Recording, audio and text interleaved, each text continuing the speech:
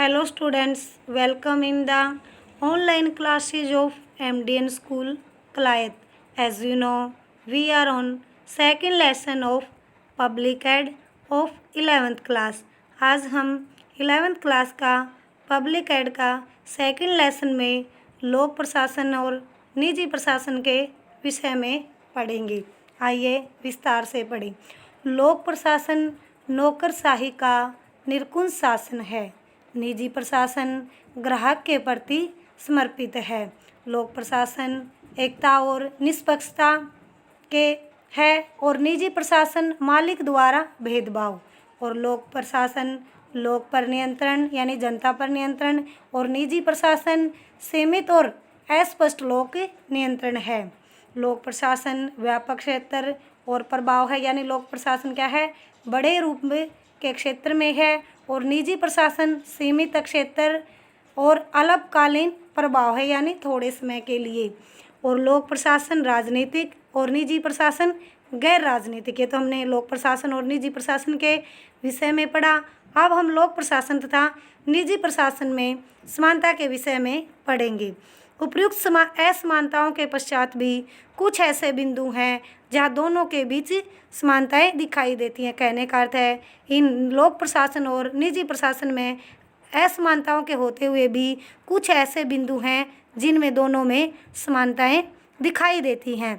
अतः यहाँ आवश्यकता इस बात की है कि उन विषयों की ओर ध्यान आकर्षित किया जाए जहाँ लोक प्रशासन एवं निजी प्रशासन एक समान दिखाई देते, यानी एक जैसे, और दोनों के बीच पाई जाने वाली समानताएं निम्नलिखित है। सामान्य कौशल लोक प्रशासन और व्यक्तिगत प्रशासन में जिस कौशल की आवश्यकता है वह बहुत कुछ समान होता है, यानी बराबर। इसका अनुमान इस बात से लगा सकते हैं कि आज एक डॉक्टर व्यक्तिगत अस्पताल में कार्य करता है तो कल वह सरकारी अस्पताल में सर्विस कर सकता है। कहने का अर्थ है भाई एक डॉक्टर व्यक्तिगत मतलब अपने निजी तौर पर क्या है, अस्पताल में कार्य कर रहा है तो कल वो सरकारी अस्पताल में भी कार्य कर सकता है, क्योंकि डॉक्टर किसी भी अस्पताल में हो वो एक जैसा कौशल यानी एक जैसा कार्य कर रहा है।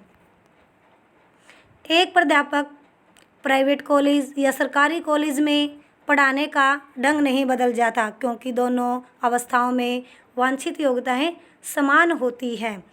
सामान्य प्रबंधात्मक तकनीकें लोक प्रशासन तथा व्यक्तिगत प्रशासन में बहुत सी प्रबंधात्मक तकनीकें सामान्य रूप से पाई जाती हैं। उदाहरण के तौर पर हिसाब किताब रखने की पद्धति, फाइलिंग, रिपोर्टिंग, कार्यालय प्रबंध, आंकड़े उपलब्ध करवाना आदि। लोक निगम व्यापारिक संगठन तथा सरकारी विभागों के बीच आता है तथा दोनों प्रकार के प्रशासकों के अंतर को समाप्त करता हुआ प्रतीत होता है कि लोक निगम की स्थापना के पीछे जो विचार है उसका संबंध निश्चित रूप से उस अनुभव से है जो हमने व्यापारिक संगठनों से सीखा है। कहने का अर्थ है भी जब लोक निगम की स्थापना की जाती है तो उसका संबंध किससे होता है, जो हमने व्यापारिक संगठनों से सीखा है उसका संबंधित निश्चित रूप से जो हम अनुभव करते हैं वो किससे सीखते हैं, हम व्यापारिक संगठनों से। अब हमारा थर्ड हेडिंग करेंगे जनसंपर्क का महत्व। दोनों ही प्रकार के प्रशासन जनसंपर्क को अच्छी तरह समझते हैं, यानी जनता के संपर्क को, क्योंकि जनसंपर्क के अभाव में किसी का भी प्रशासन सफल नहीं होता। कहने का अर्थ है भाई कोई भी जनता के संपर्क में नहीं होगा तो क्या है, उसका प्रशासन असफल हो जाएगा। अतः दोनों ही जनता के संपर्क में बनाने की हर संभव कोशिश करते हैं। हालांकि जिन संपर्क की अवधारणा लोक प्रशासन ने निजी प्रशासन से ग्रहण की है। सुधार की संभावनाएं दोनों प्रशासन ये अनुभव करते हैं कि उनके क्षेत्रों में सुधार का क्षेत्र काफ़ी हो, इसलिए दोनों ही प्रशासन नई खोजों द्वारा नए सिद्धांत तथा विधियों आदि के आविष्कार में लगे रहते हैं ताकि शासन की कुशलता को बढ़ाया जा सके। पद सोपान की स्थापना दोनों प्रशासन पद सोपान की व्यवस्था अपनाते हैं।